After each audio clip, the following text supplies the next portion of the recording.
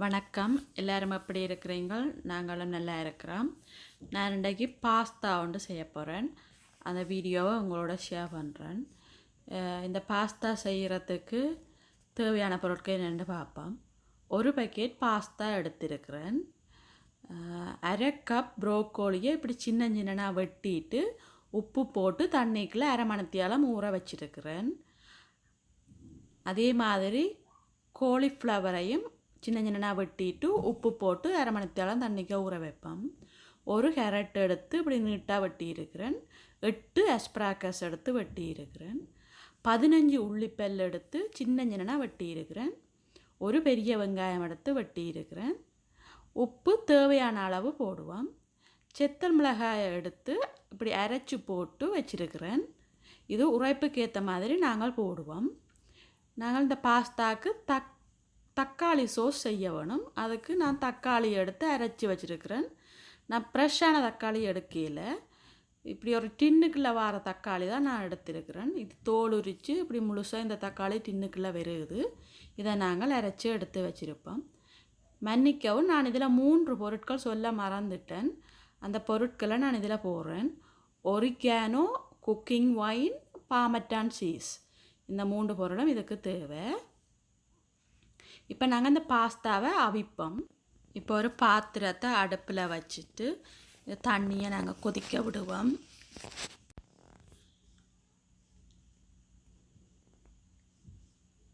இப்போ தண்ணி நல்லா கொதிச்சிடுச்சு. இதுக்கெல்லாம் நாங்கள் 1 டேபிள் ஸ்பூன் உப்பு போடுவோம். உப்பு போட்டுட்டு இந்த பாஸ்தாவையும் அதுக்குள்ளேயே போடுவோம். போட்டு இந்த பாஸ்தாவை நாங்கள் ஒரு 15 நிமிஷம் அவிக்க போகிறோம். இப்போ ஒரு 10 நிமிஷம் கழித்து பாஸ்தா கொஞ்சம் அவிஞ்சிட்டுது. நாங்கள் இங்கே ஒரு பாத்திரத்தை வச்சு தக்காளி சோஸ் ரெடி பண்ணுவோம். இதுவும் ஒரு 10 நிமிஷம் இந்த தக்காளி சோஸ் அவிய வேணும். அவிஞ்சால் தான் கொஞ்சம் பாஸ்தாவுக்கு நல்ல டேஸ்ட்டாக இருக்கும். இப்போ ஒரு 8 நிமிஷமாக இந்த தக்காளி சோஸ் அவிஞ்சிட்டுது. இங்கே பாஸ்தா 15 நிமிஷமாக அவிஞ்சு முடிஞ்சுது. இப்போ அடுப்பை நிப்பாட்டி நாங்கள் இந்த பாஸ்தாவை தண்ணியை வடிச்செடுப்போம். இப்போ இந்த பாஸ்தாவை தண்ணி வடித்து எடுத்தாச்சு. இதுக்குள்ளே கொஞ்சம் குளிர் தண்ணி விட்டு நாங்கள் கொஞ்சம் கலந்து விடுவோம் குளிர் தண்ணியால். இப்போ இதுக்குள்ளே குளிர் தண்ணி விட்டு நாங்கள் கலந்துட்டு நாங்கள் இப்படி செய்ய அந்த பாஸ்தா கொஞ்சம் ஒன்றோட ஒட்டுப்படாமல் வரும். அதோடு சேர்த்து நாங்கள் 1 டேபிள் ஸ்பூன் ஒலிவ் ஆயிலும் இதுக்குள்ளே விடுவோம். விட்டு இப்படி நல்லா மிக்ஸ் பண்ணி விட வேணும். மிக்ஸ் பண்ணி விட்டால் பாஸ்தா ஆறினாலும் அது ஒன்றோட ஒட்டாது. அதுக்குத்தான் இதை செய்கிறது. இப்போ பாருங்க, கொஞ்சம் பாஸ்தா ஆறிட்டுது. இப்போ ஒன்றோட ஒட்டையில் நல்லா உதிரியாக வரும். இப்போ இங்கால 10 நிமிஷம் ஆச்சுது இந்த நாங்கள் தக்காளி சோஸ் ரெடி பண்ணி. இப்போ இந்த திக்கான தக்காளி சோஸ் மாதிரி மேலே வந்திருக்குது. அந்த நுரையை நாங்கள் ஒரு கரண்டியால் எடுத்துக்கொண்டே இருக்க வேணும். அது கொஞ்சம் டைம் ஆக ஆக அப்படி நுரை வந்து கொண்டே இருக்கும். அதை நீங்கள் இப்படி ஒரு கரண்டி வச்சு எடுக்கணும். அது எடுக்கிறது என்னென்னா அந்த புளிப்புத்தன்மை கொஞ்சம் குறையும் தக்காளி சோஸுன்ற. அதுக்காண்டித்தான் அதை கரண்டி வச்சு எடுக்க வேணும். இல்லாட்டி நீங்கள் சாப்பிடக்க கொஞ்சம் ஒரு புளிப்பான தன்மை இருக்கும் பாஸ்தா சாப்பிடக்க. அதுக்கு நீங்கள் இதை எடுத்துக்கொண்டே இருக்கணும். இந்த குமிழாக வரைக்க அப்படி நுரை மாதிரி வருது. அதை நீங்கள் கரண்டியால் எடுத்து நாங்கள் இப்போ இவ்வளோத்தையும் எடுத்துருக்கிறோம் அதுக்குள்ள. இப்போ நாங்கள் ஒரு பாத்திரத்தை வச்சு 4 டேபிள் ஸ்பூன் ஒலிவ் ஆயில் விடுவோம் இதுக்குள்ளே. உங்களுக்கு விரும்பினா வேறு ஆயிலும் பாவிக்கலாம். நான் இதுக்குள்ள 4 டேபிள் ஸ்பூன் ஒலிவ் ஆயில் விடுறேன். இந்த எண்ணெய் காஞ்ச உடனே வெட்டி வச்சுருக்கிற சின்ன சின்னனாக வெட்டி வச்சுருக்கிற உள்ளியே அதுக்குள்ளே போடுவோம். உள்ளியை போட்டு 1 நிமிஷம் இதை வதக்கி கொண்டிருப்போம். உள்ளின்ற பச்சை வாசனை கொஞ்சம் போகும் வரையும் வதக்குவோம். இப்போ 1 நிமிஷம் ஆச்சுது. நாங்கள் அடித்து வச்சுருக்கிற செத்தல் மிளகாயின் தூளையும் இதுக்குள்ளே போடுவோம். இந்த செத்தல் நீங்கள் உங்களுக்கு உரைப்புக்கு ஏற்ற மாதிரி போடலாம். அதோட வெட்டி வச்சுருக்கிற வெங்காயத்தையும் இதுக்குள்ளே போடுவோம். எல்லாத்தையும் சேர்த்து நல்லா வதக்க விட வேணும். ஒரு 5 நிமிஷம் வதங்கட்டும். இது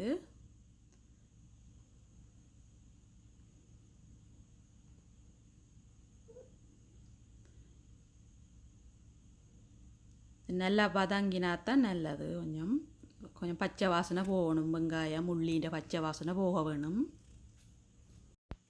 இப்போ இது ஒரு 5 நிமிஷமாக வதங்கிட்டுது. இப்போ நாங்கள் இதுக்குள்ள இந்த cooking wine 3 table spoon cooking wine விடுவோம். இதுக்குள்ள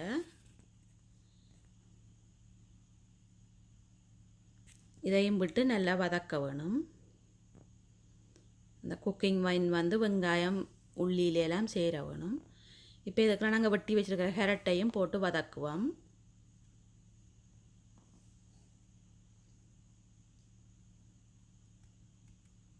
கேரட்டும் நல்லா வதங்கட்டும்.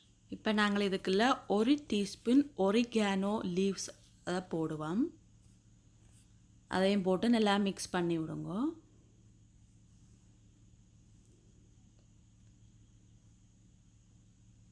ஒரு 1 மினிட் வதங்கி கொண்டே இருக்கட்டும்.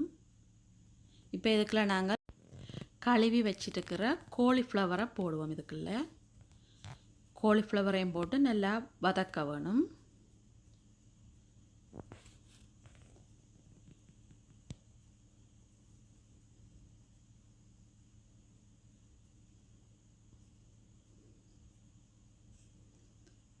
இதை இப்படி செய்து கொண்டே இருக்க வேணும். நல்லா வதக்கினா தான் அதில் எல்லாம் சேரும். இதோடு சேர்த்து நாங்கள் கொஞ்சம் உப்பு போடுவோம். நாங்கள் ஏற்கனவே பாஸ்தா அவிக்கேக்கையும் உப்பு போட்டபடியாக பார்த்து தான் கொஞ்சம் அளவாக போடணும். இப்போ நாங்கள் வெட்டி வச்சுட்டுருக்கிற அஸ்பராகஸையும் இதுக்குள்ளே போடுவோம். போட்டு எல்லாத்தையும் போட்டு வதக்கி விடுவோம். கொஞ்சம் வதக்கி கொண்டே இருந்தால் தான் எல்லாம் சேரும் ஒன்றோட ஒன்று. இப்போ நாங்கள் கழுவி வச்சுருக்கிற ப்ரோக்கோலியையும் இதுக்குள்ளே போடுவோம். ப்ரோக்கோலியையும் போட்டு கொஞ்சம் நேரம் வதக்கி கொண்டு இருங்கோ.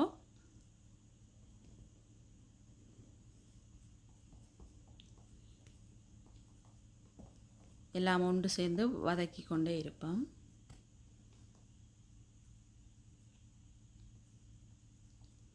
இப்போ கொஞ்சம் எல்லாம் வதங்கிட்டுது. இப்போ நாங்கள் காய்ச்சி வச்சுருக்கிற தக்காளி சோஸை இதுக்குள்ளே விடுவோம். கொஞ்சம் கொஞ்சமாக தக்காளி சோஸை விட்டு கொண்டு இருங்கோ. விட்டு விட்டு கொஞ்சம் கிண்டி கொண்டு இருங்கோ.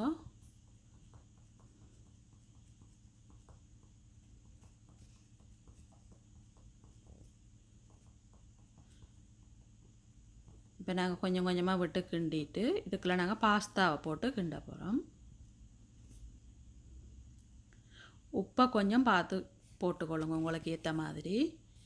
இப்போ இதுக்கெல்லாம் அவிச்சு வச்சுருக்கிற பாஸ்தாவை எவ்வளோத்தையும் போடுவோம்.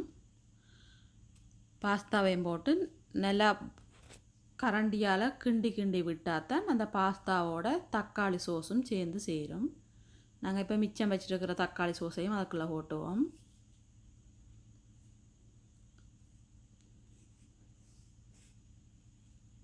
தக்காளி சோஸ் எல்லாம் விட்டால் பிறகு ஒரு 3 நிமிஷம் வச்சு கிண்டி கொண்டு இருங்கோ. அப்போ தான் அந்த மிரக்கறியிலையும் பாஸ்தாவிலையும் அந்த தக்காளி சோஸ் நல்லா ஊறி வரும். ஊறி வந்தால் தான் அது சாப்பிட கொஞ்சம் டேஸ்ட்டாக இருக்கும். இப்போ கலரை பாருங்க, நல்ல வித்தியாசமான ஒரு கலர் வந்துட்டு.